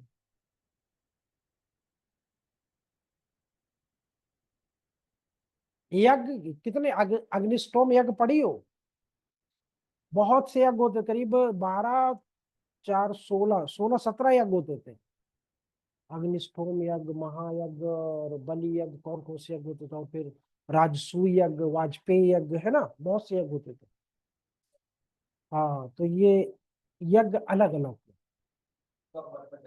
पर्पज सबका अलग अलग होता था, सबका अलग अलग होता था। अभी भी आप लोग यज्ञ या हवन ववन करवाते हो ना, यज्ञ। हाँ। हाँ, वो पितृ यज्ञ दे नहीं, वो तो आपके देव यज्ञ पितृ यज्ञ है ना, वो तो सब आपके, आपका कर्जा है वो। आपके ऊपर कर्ज है, वो ऋण है। हाँ, वो सारे ऋण है आपके ऊपर, वो आपको उतारना ही उतारना है। ठीक है। उतारते हो कि नहीं उतारते हो? तो इसमें यज्ञ करवाया पिता, और यज्ञ में जो दक्षिणा दक्षिणा देने होते थे, अगर वो ऑफर देता था कि बेटी अगर पसंद आए तो बेटी को ले लो, ऑप्शन में वो कन्यादान करते थे। ठीक है। आर्ष विवाह क्या होता था? यानी इसमें से पिता एक लाभ प्राप्त करता था। कौन विवाह में? आर्ष विवाह। पिता लाभ कैसे प्राप्त करता है? क्योंकि यज्ञ में पैसा ना देना पड़े, तो पुत्री ले जाओ। लाभ हुआ कि नहीं हुआ आपको? तो लाभ लेता था, तो ये निंदनीय नहीं था, निंदा योग्य नहीं था, लेकिन एक व्यापार की श्रेणी में आ जाता। ठीक है। हाँ। गंधर्व में आता है। आर्ष, वर कन्या के पिता को एक गाय और एक बैल देता था, अथवा 2 गाय और 2 बैल देता था, जो कि धार्मिक प्रयोजनों के लिए स्वीकार किया। ठीक। तो ये आर्ष विवाह था आपका। ब्रह्म विवाह, दैव विवाह और आर्ष विवाह। अब इसके बाद आता है आपका प्रजापात। चौथा, मान्य विवाहों में प्रजापत्य विवाह होता था।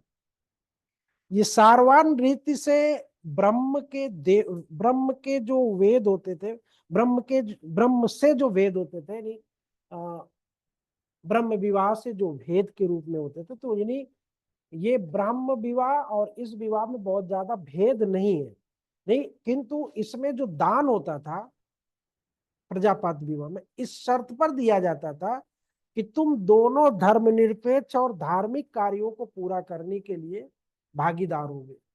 ये इसका मेन जिस्ट था प्रजापत विवाह, यानी तुम दोनों धर्मनिरपेक्ष और धार्मिक कार्यों को करने के लिए भागीदार होगे।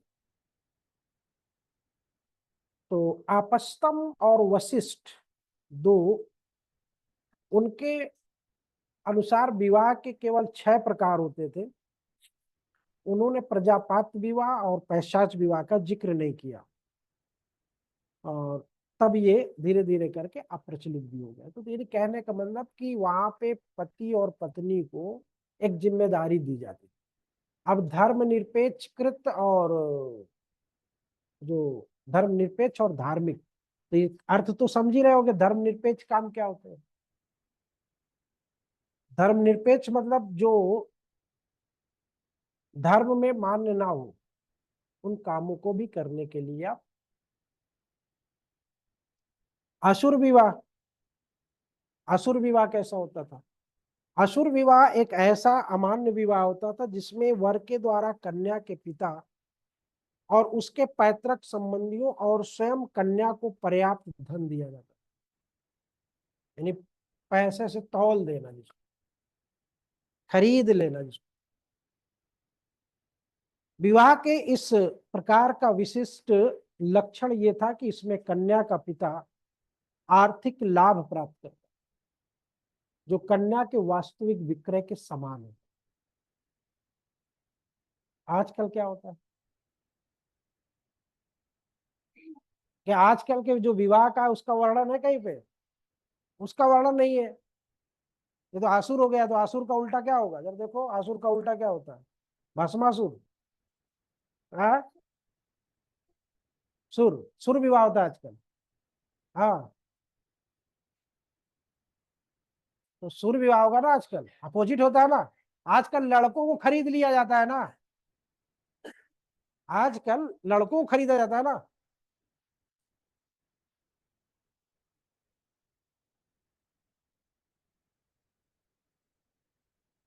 पहले बेचा जाता फिर खरीदा जाता है। वो तो आप, नहीं वो उस क्या बोलते नहीं नहीं, प्रपोजल के पहले वाला जो इनविटेशन होता है ना, वो इनविटेशन होता है वो। 51,000 का वो जाता नहीं, 51 लाख का क्या बोलते हैं उसको? अरे वो जो पहले स्टेप में होता है, हाँ तिलक चढ़ता है। बढ़िया 50 500 के नोट सजा के चारों तरफ, 51 लाख रुपये। एक जज साहब हुए थे 2018, नहीं 18 नहीं, 16 बैच में। उनके पिताजी जीवित थे बेचारे, बेचारे मतलब बेचारे कहा जाएगा नहीं, जहां से जितने रिश्ते आए सब उन्होंने पैसों के चक्कर में रिजेक्ट। तो डिमांड थी उनकी करोड़ रुपया के लमसम। अब जितने आए सब चले जाए, सब आए चले जाए। तो अब जब कुछ दिन हो गया तो भाई 16 में हुआ है, अभी 18 बैच तक नहीं उसकी शादी हुई। अब जितनी भी जजेज आ रही थी वो भी, उनकी भी सब होती चली जा रही थी। टेंशन में आ गए बेचारे की कैसे हो गया। हाँ, एक महीना में था। बाद में उन्होंने अल्टीमेटली फिर अपने पिताजी को शायद कुछ बोला, तब 18 बैच की कोई लड़की थी बची हुई थी, मतलब शेष, तो उससे जाके उनकी शादी। मैं समझाया होगा लोगों को, जब जब बहू और बेटा जब कमाएंगे तो 2 लाख महीने का आएगा, तो 12 दूनी 24 लाख तो साल भर में हो जाएगा। अरे 4 साल में 1 करोड़ तो हो ही जाएगा। पिताजी आपने 8 साल कैसे गंवा दिया, 6 साल, है ना? तो नुकसान हो गया कि नहीं हो गया? वो समझाया किसी ने? तो कहा ठीक है चच कर लो भाई, अब जाके तो फिर पहले समझा दिए होते उसको। तो हो जाता है, बहुत से लोग लालची होते हैं, और ऐसे लोगों के बच्चों को होता भी है जिसके पिता माता लालची होते हैं। क्यों? थोड़ा जल्दी हो जाता है। अच्छा ये बताओ, सही बताना, सब लोगों के सामने अवसर आए होंगे, दहेज मांगने में सबसे आगे कौन होता है? घर के फैमिली मेंबर में सबसे आगे कौन होता है? उसको माता के रूप में बोल सकते, मान लो आपके भाई की शादी हो तो महिलाएं। आगे। हाँ हाँ हाँ, वही आगे लिस्ट वही बना के देती थी। अब भाई नकारा हो, पहले से ही सेट हो, तो फिर क्या कर सकती हो? तब कौन सी लिस्ट चलेगी? तब लोग कोई लिस्ट नहीं चलेगी उसमें। समझ रही नहीं? मतलब भाई ने पहले से ही पसंद कर रखा है तो उसमें कौन सी लिस्ट चलेगी? लेकिन अगर नहीं कर रखा है तो लिस्ट जरूर चलेगी। वो कोई ये नहीं कह सकता मेरे घर में ऐसा नहीं होता, मेरे घर में वैसा नहीं, कोई नहीं कह सकता। चाह 1-2% पापा बिल्कुल ना चाह रहे हो, मम्मी लेकिन नहीं ना, नहीं होगा तो फिर शादी के दूसरे दिन पैर उनका ऐसे पटकेंगी ना, पता नहीं कहाँ से उठा लाए हैं, उनको लेके नहीं आई, ये है वो है, दुनिया की कहानी फिर कहेंगी वो, बेचारी को सुनाएंगी, है ना। गंधर्व विवाह क्या होता है? ठीक है, गंधर्व विवाह में स्त्री और पुरुष का साचर पारस्परिक सहमति से होता है। इस विवाह की संविदा काम भावना के प्रयोजन के साथ की जाती है और इंद्रिय तृप्ति की भावना से वो आगे बढ़ती है। ये होता है गंधर्व विवाह, जिसको आप लोग लव मैरिज बोलते हैं। ठीक है, इसमें पृथ्वीराज चौहान का जो विवाह हुआ था, कौन से विवाह में था वो? हम्म न- हाँ, उठा ले गए थे ना बलपूर्वक, राक्षस विवाह में था। इसमें कन्या को बलपूर्वक बलपूर्वक फोर्सली उसके घर से छीन लिया जाता था। जब रोती रहती थी और अपने बचाने की सहायता मांगती थी, जब उसके संबंधी और मित्र उसका घर तोड़ छोड़ दिए जाने के पश्चात युद्ध में मार डाले जाते थे, तो वो राक्षस विवाह हुआ करता था, घायल कर दिए जाते थे। बरार और नेतुल के गोंड की कुछ जातियों में ये प्रथा अभी भी प्रचलित है। ठीक है, नेतुल में बरार और नेतुल के गोंड में बलात् ग्रहण जिसको कहते हो, ये वो विवाह है।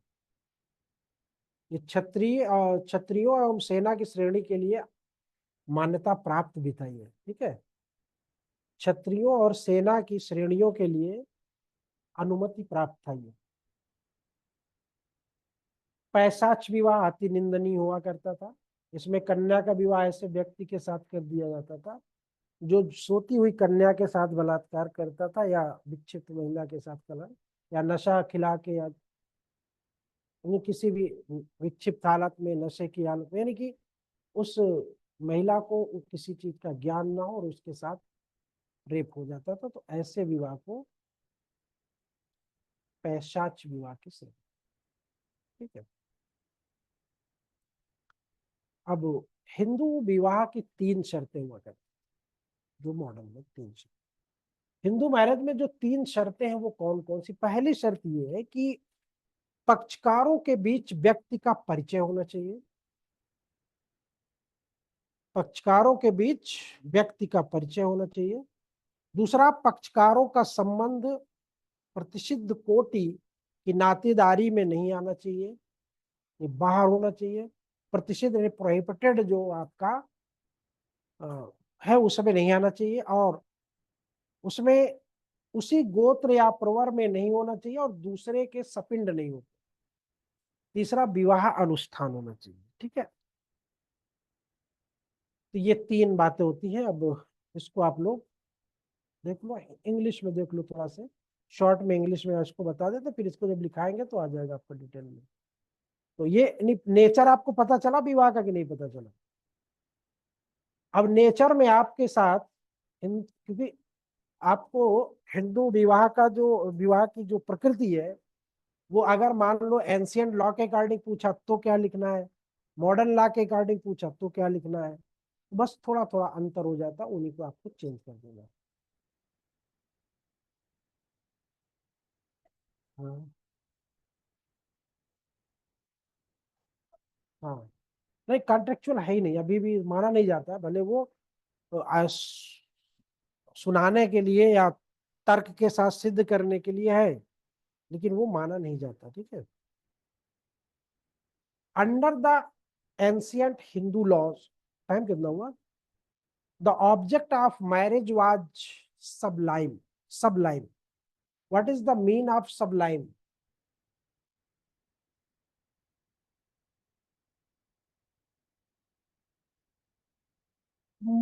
Lime lime lime. सबलाइम मतलब क्या होता है? हाँ, मिलान करना, सबलाइम वही जो अभी मिला, मिलाप होना। एज एपास्थम, आपस्तम ने जो कर उन्होंने अकॉर्डिंग टू आपस्तम, आपस्तम ये विधिवेत्ता थे। But इन्होंने put in marriage was meant for doing good deeds and for attainment of moksha. विवाह क्या है? मोक्ष के लिए एक साधन है, जरिया है, माध्यम। One of the characteristic feature of the Hindu marriage has been that it was more connected with the performance of religious duties, जो हम लोगों ने शुरू में पढ़ा था ना, religious duties and begetting of a son, पुत्र की प्राप्ति और धार्मिक संस्कारों की। यानी यहाँ पे शॉर्ट में हमने इसको कर दिया, who enable a man to get deliverance from the suffering of hell। hell मतलब समझ रहे हो? रोग, हेल, हेल हेल, नर्क, नर्क में जाने से बचने के लिए विवाह एक जरूरी। Marriage was not a contract but an indissoluble at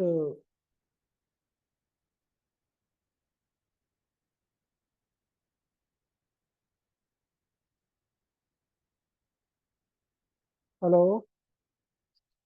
वालेकुम सलाम। कोचिंग में अभी? कहाँ पे है आप? ना ना, 11 सैटरडे है ना, 11 बजे निकलेंगे, फिर कहाँ मुलाकात हो, 11 तक मुलाकात हो पाती है उनसे। हाँ, क्योंकि सैटरडे रहता ना, सब बंद रहता है, तो वही जाके बैठते हैं वो 10-11 के आसपास।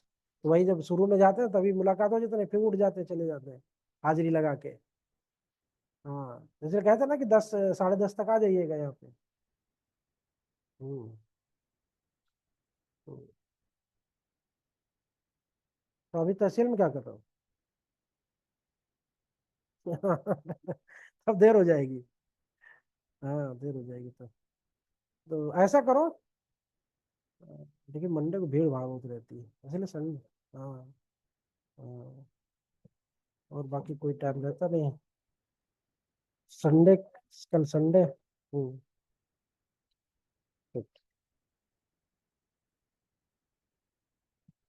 According to Manu, it is solemnized once and for all, सबके लिए। एक विवाह क्या है? विवाह एक संस्कार। फिर बाकी वही है, under the Hindu ancient laws जो मैरिज है वो उनके टाइप 8 टाइप है। 4 टाइप में जो है वो आपके अप्रूव्ड फॉर्म है, और जो 4 फॉर्म है जो वो अनअप्रूव्ड फॉर्म है, वो चारों हो गए ना, जो 4-4 किए गए थे। अब उन्हीं को अपना डिटेल में कर लेना। अभी इसका जो मेंस है, nature, concept of marriage under the old Hindu law, इसको हम लोग समझ तो लिए ही है, इसको हम लोग कल नहीं, हाँ नहीं, अगर सवाल में पूछता है, अगर पूछेगा तो लिखना थोड़ा सा, फिर अगर एंशियंट से पूछा है तो एंशियंट पूरा लिखने के बाद ओल्ड में थोड़ा सा डिफरेंस कर देना, और मॉडर्न पूछा है तो ओल्ड में थोड़ा सा डिफरेंस कर देना, ठीक है। बस एक एक लाइन, अगर वो जो देखो सवाल में जो पहले पूछता है सबसे पहले आपको उसको हाईलाइट करना है। हाँ, तो फिर दोनों को आपको लिखना होगा कि प्राचीन में, हिंदू प्राचीन लॉ में ये माना जाता था और आज 1955 के बाद ये माना जा रहा है। ठीक है, तो इसको हम लोग कल अक्षर सा लिख लेंगे। अब बना रहा हो तो बना लो इसको, क्या बोलते हैं, हाँ सिनॉप्सिस बना लो अगर बनाना तो।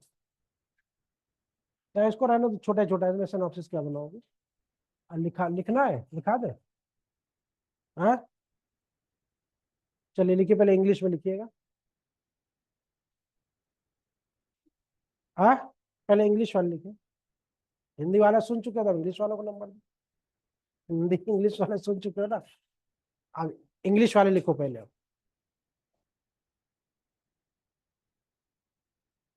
अकॉर्डिंग टू आपस्तम, आपस्थम, आपस्थम मतलब AEAH,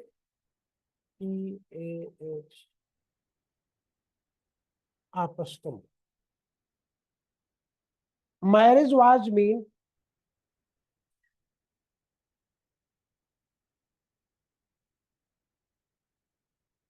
for doing good deeds,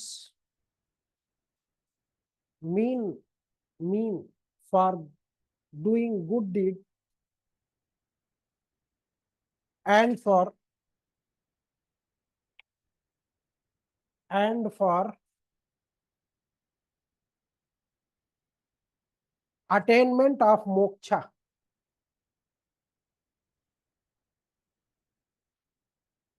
One of the characteristic feature, one of the characteristic feature of a Hindu marriage has been that it was,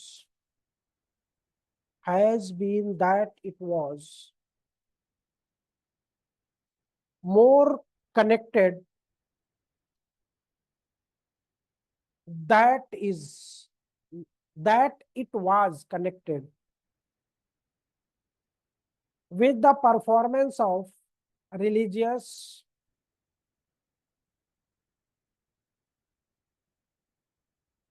duties and begetting of a son. Duties and begetting of a son.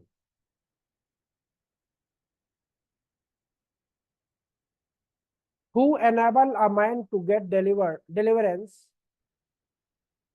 who enable a man to get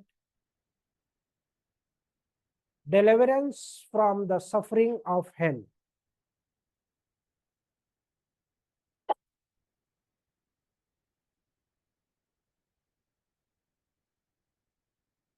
Of hell.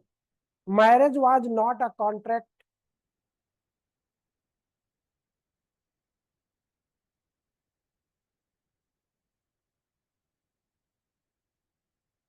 but an indissoluble, but an indissoluble, INDISSOLUBLE, indissoluble, as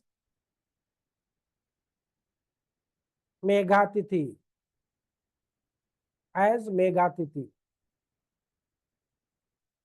Meghatiti.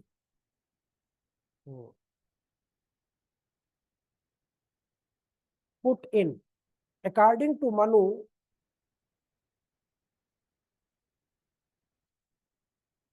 according to Manu, it is solemnized once, it is solemnized once and for all. Solemnized once and for all. ठीक, अब ये चारों जो वो है कि वो खाली शॉर्ट में लिखा देना, एक्सप्लेन तो करने की जरूरत नहीं है, समझ ही लोगे क्या है क्या है, लिखाना पड़ेगा। हाँ, टाइप ऑफ मैरिज जो ना, अप्रूव नॉट अप्रूव करा के उसको हेडिंग करवा देते हैं, बाकी फिर अपना एक एक लाइन लिख लेना। चलिए कुछ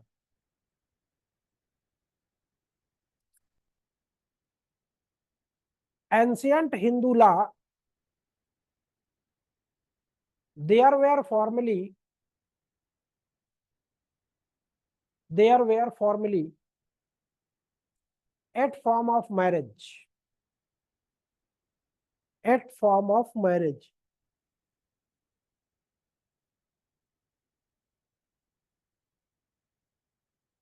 Approved form, approved form number 1 Brahma, Dev, Arsh,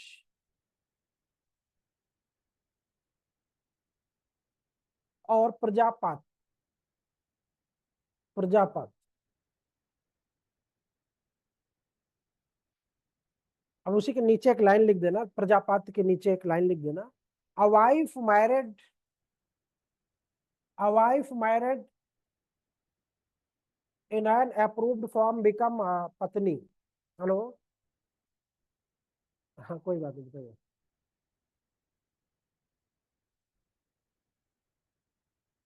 हाँ नहीं, उनसे मतलब देखो है क्या ना कि हम लोग चलेंगे एडिशनल के पास, ठीक है। तो ये अभी इनकी नई पोस्टिंग हुई है, तो अभी मेरी मुलाकात है नहीं, तो डायरेक्ट हम लोग जा नहीं सकते हैं, है ना। तो जिनका रत्न प्रिया का बताया तो उनसे तो है मुलाकात, उनसे तो डायरेक्ट चल के मिल लेते हैं। तो अभी हम लोग चलते हैं, क्योंकि सैटरडे क्या होता है, ये लोग 10-11 बजे करीब सब लोग इकट्ठा तीनों लोग बैठे रहते हैं, ठीक है। तो उसी में चलते हैं, तो उसी में परिचय भी हो जाता है, और फिर जो काम होता है बोल देते हैं सर से, तो बोल देते हैं उनको देख लेना इनको, जो भी हो, है ना। तो ये होता है। आ,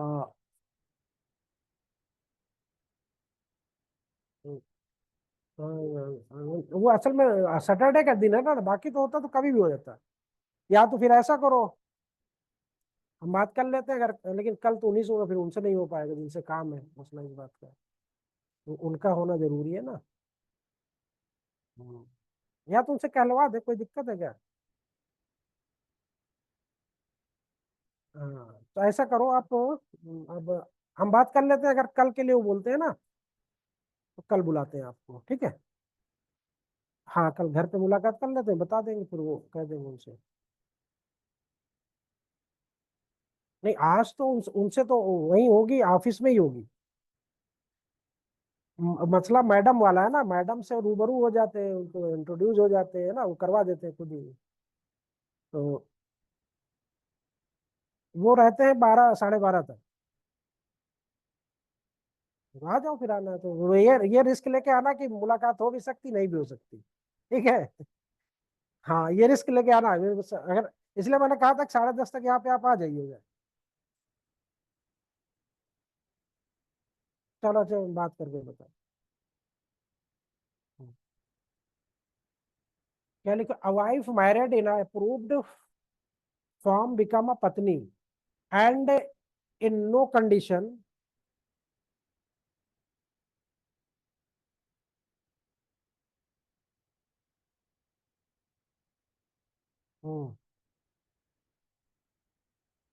no condition of life either of the two. वालेकुम सलाम। मैं क्या, कहाँ पे हैं आप। सर के साथ है क्या। अच्छा अच्छा, तो आज, आज जाने आज आने का इरादा था ऑफिस। आए नहीं। अच्छा अच्छा, अच्छा अच्छा, ठीक, मुलाकात हो जाएगी ना। ठीक ठीक ठीक।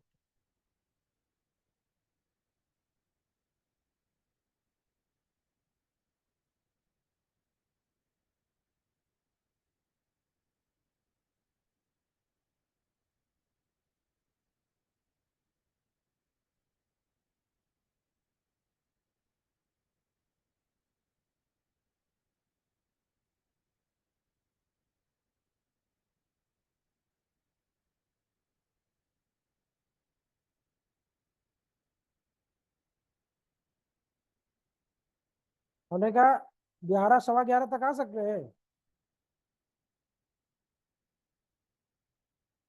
हम्म। अच्छा अच्छा अच्छा, 11 सवा 11 तक आ जाइएगा, तो आ जाइएगा। तो कह रहे थे कि लखनऊ से असल में आए हैं, वो अभी सो रहे हैं, तो वही बोल रहे हैं कि मुलाकात तो हो जाएगी, लेकिन उन लोगों से कोई कंफर्म नहीं है। हाँ ठीक है। ठीक। ना बहुत हो जाएगा फिर, 12 तक नहीं, फिर जल्दी करो। ठीक। वही कभी नहीं आई है इस पे, नहीं आज देखो यहीं आ जाइएगा तो ये चलता है। ठीक है। ठीक।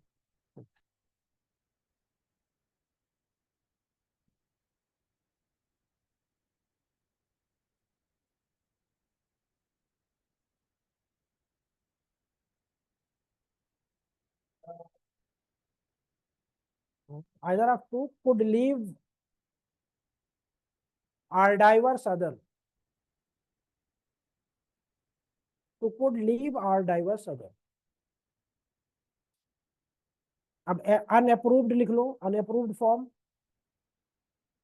Unapproved form.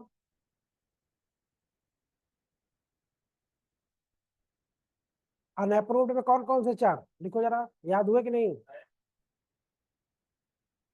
दैत्य कहाँ से आ जाएगा? हाँ हाँ हाँ, लिखो। असुर, गंधर्व,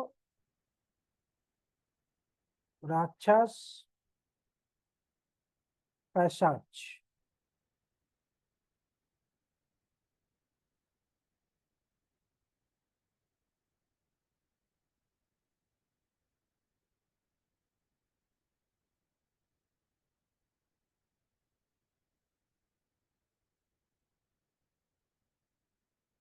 अच्छा, अगर आपसे पूछ लिया जाए कि ये तो एंशियंट में हो गए, अब 1955 के एक्ट में क्या कोई प्रिस्क्राइब्ड या पर्टिकुलर फॉर्म कोई प्रोवाइड कराया गया है? 1955 हिंदू मैरिज एक्ट में कोई पर्टिकुलर जो फॉर्म है मैरिज का, कोई प्रोवाइड कराया गया?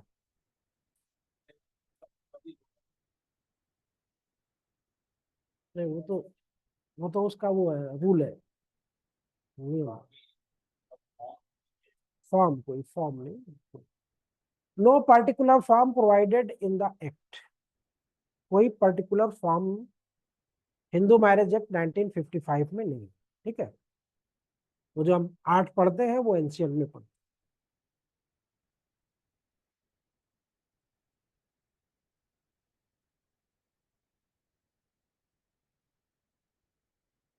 आमूल चूल मतलब होता है कि अपनी किताब को उलट पलट के इधर उधर कर दो।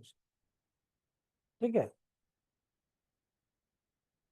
पीछे का आगे हो जाए, आगे के पीछे हो जाए, सब ऐसे आमूल चूल कर दो। उसको और अच्छे से समझना हो तो बताए कैसे। जैसे क्या बोलते हैं उसको,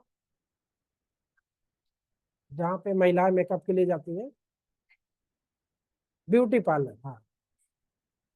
वो आमूल चूल परिवर्तन होता है। ठीक है। हुआ कि ना?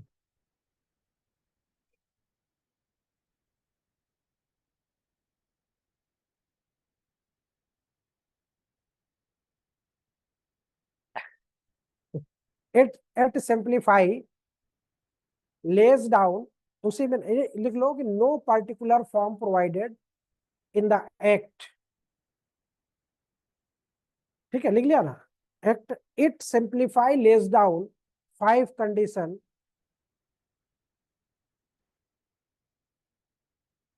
For valid Hindu marriage. It simplify Lay's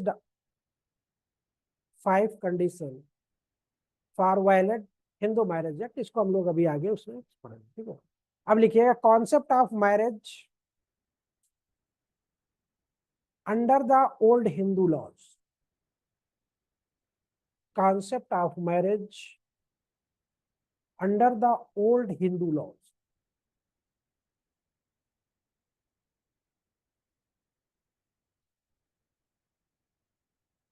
under the old Hindu, पहले लिखो Hindu marriage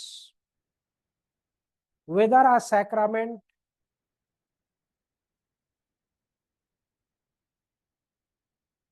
Hindu marriage whether a sacrament और कॉन्ट्रैक्ट। अब इन टिकैत वाला केस लिखो, क्या था इन टिकैत मनमोहिनी वर्सेस बसंत कुमार, लिख लिया। इट वॉज हेल्ड दैट, नहीं इट वॉज ऑब्जर्व, सर आ गए क्या इंग्लिश वाले।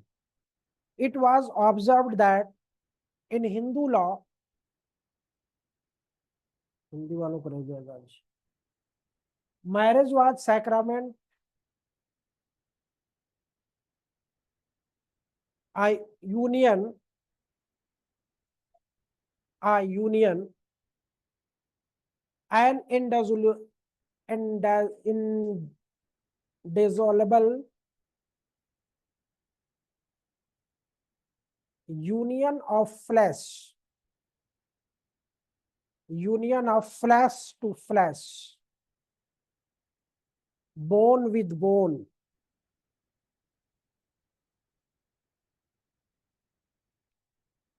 to be continue। लेकिन आज के संदर्भ में ये सच नहीं है ना, क्योंकि प्राचीन बातें थी, तो नीला ड्रम में भर देती काट के। टू बी कंटिन्यूड है ना, to be continued even in the next world, to be continued even in the next world. According to the Hindu text, a man cannot be said, a man cannot be said to have a material, said, S-A-D, S-A-I-D, said to have a material existence until he took a wife, existent until he took a wife, according to Shastras,